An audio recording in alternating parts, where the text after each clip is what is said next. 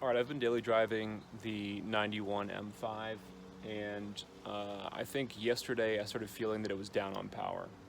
And that's scary for me because I neglect this car a little bit, as you can tell.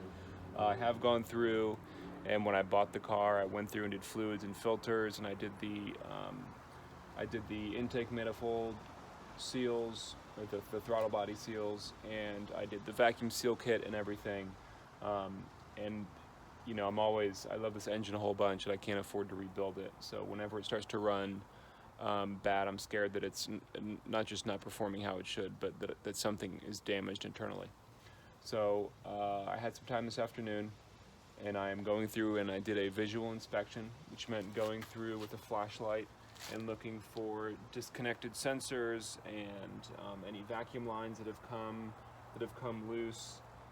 You know, I don't have a smoke machine or anything, but just kind of looked around for anything that might come loose and did not see anything.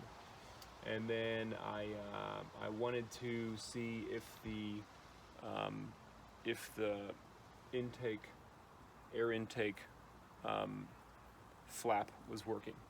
So if you're not familiar with the S38, in this air intake you have what they call the variable resonance flap, and basically what it's doing is it's restricting or allowing airflow depending on RPM. So at lower RPM it's going to restrict airflow, and at high RPM it's going to be wide open.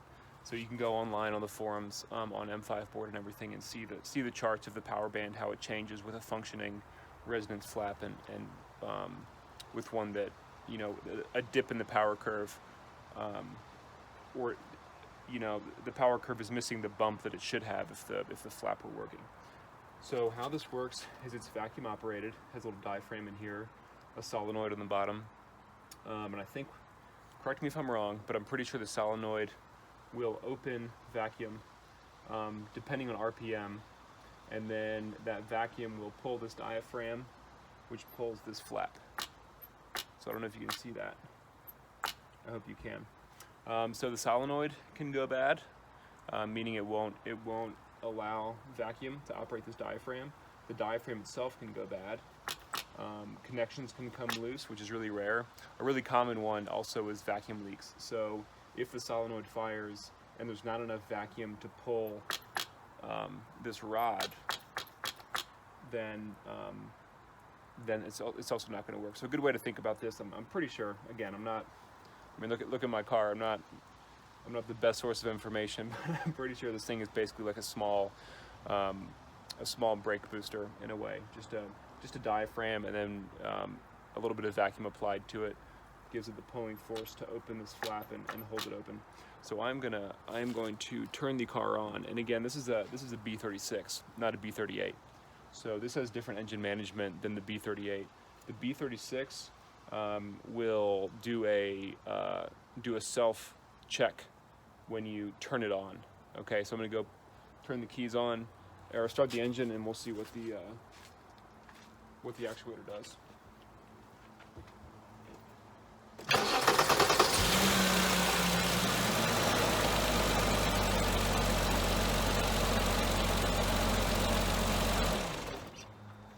Okay, so I could see through the windshield, and I could see it try to move, but it didn't go all the way back, which is telling me that the solenoid is working. It's got either it's low on vacuum or this diaphragm is dead. So what I'm going to do right now is pull this off and or pull off this vacuum line, and then see if I can see if I can suck on that and see if it with just a little bit of you know, providing my own vacuum, if it'll work. So I disconnected it, and I got some vacuum line here. Okay, so I am not able to move it. Okay, everything's a mess, I know. I just found my spare. Okay, so here we have a fresh vacuum tube, silicone vacuum tube.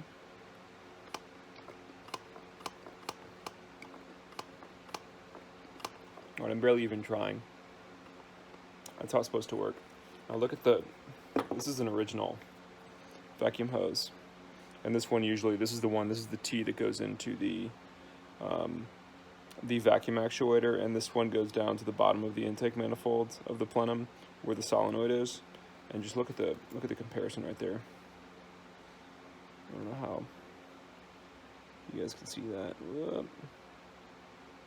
Okay, so this one's just like blown out, stretched out from years of use and dried and cracked and everything. And even if you put this one back on, it's not making a good connection.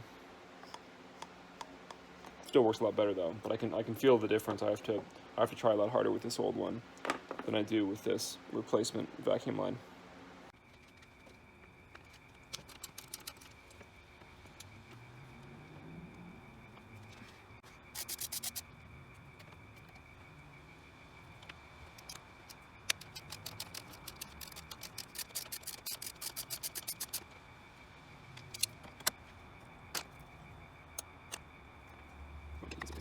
I don't know.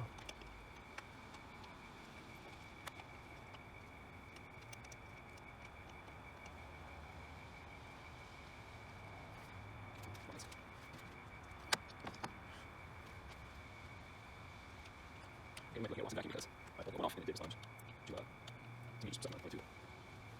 Oh yeah, vacuum line. It worked some of this one, so I'm trying to be quiet here too because the neighbors are. It's 11 o'clock and I don't want to annoy the neighbors. Okay. Then we have this hose right here. And I'm going to load up the car and drive home, and I will report tomorrow. So we will see you guys in a second. Alright, it's the next day, and I swapped out the spare. So we're gonna fire it up and see what the self-test looks like.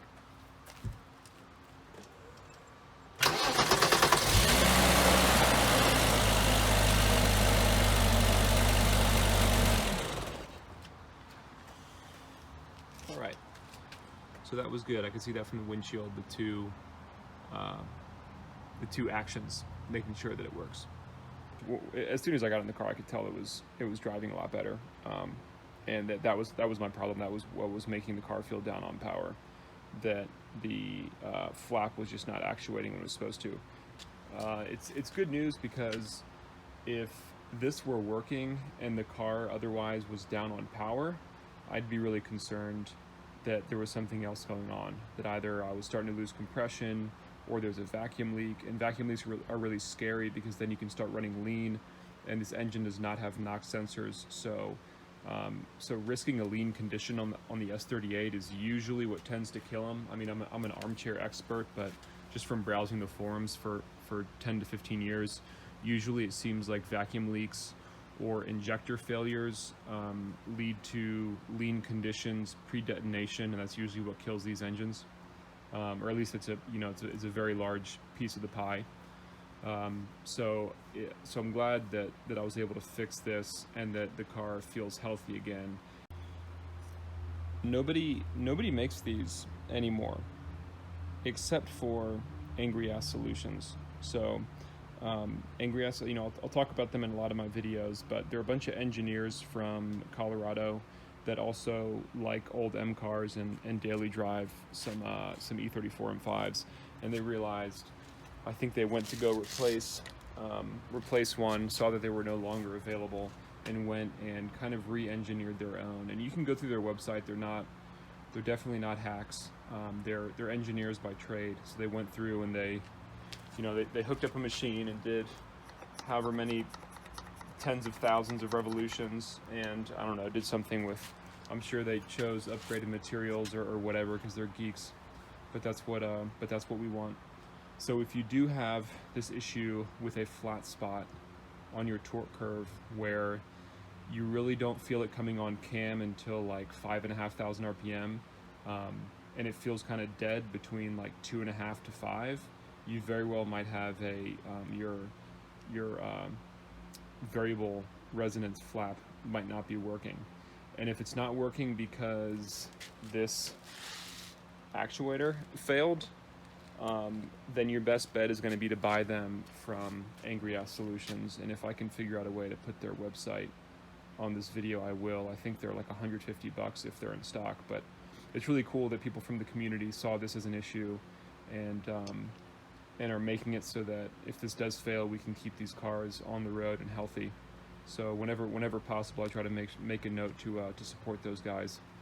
Not because I'm getting paid by them or anything, but because I want them to be successful so they can keep making cool stuff. Because I plan on, discount, like ignore the view of the engine bay, but I really like this car, and I plan on having it for a long time.